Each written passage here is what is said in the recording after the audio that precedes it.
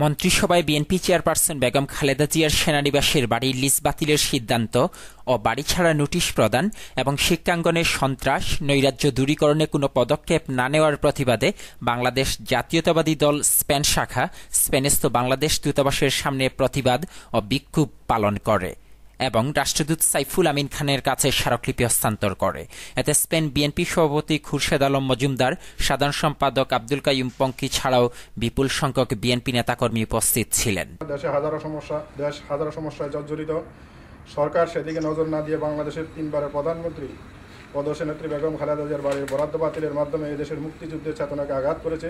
মতলববাজি ছাড়া এর উদ্দেশ্য আর কিছু নয়।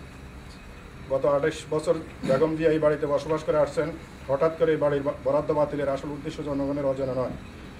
তাদের সোনার ছেলেদের শিক্ষাঙ্গনের সন্ত্রাস, দখল, নৈরাজ্য ঢাকার জন্য এবং পিলখানার হত্যাকাণ্ড অন্য খাতে প্রবাহিত করার জন্য নন ইস্যুকে ইস্যু বানিয়ে জনগণের দৃষ্টি ভিন্ন খাতে প্রবাহিত করতে চায়। বর্তমান সরকার ইতিমধ্যে বিডিআর ও সেনাবাহিনীকে দুর্বল করে দিয়েছে, যার উদ্দেশ্য বাংলাদেশকে চিরদিনের জন্য পঙ্গু ও করদ রাজ্যে পরিণত করা।